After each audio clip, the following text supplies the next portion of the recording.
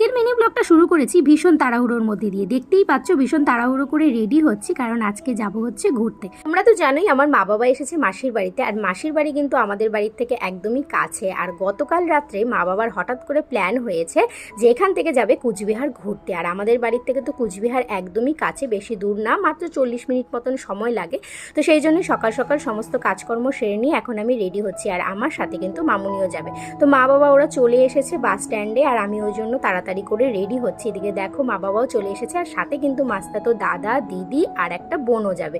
তো এই দেখো বাসে উঠে পড়েছি, আর শ্বশুরবাড়িতে এসে না এই প্রথম বাসে উঠলাম। তো সবাই সামনের দিকে বসেছিল, আর আমরা সব ভাই বোনেরা এদিকে দেখো বাসের একদম পেছনে বসেছি। কুচবিহার নেমে পড়েছি, এখন টোটোয় করে সবাই মিলে যাচ্ছি। কিন্তু প্রথমে মদনমোহন মন্দিরে, আর তারপর যাবো রাজবাড়িতে। আর রাজবাড়ির মিনি ব্লগটা দেখতে হলে কিন্তু অবশ্যই আমার পরের মিনি ব্লগটা দেখতে হবে।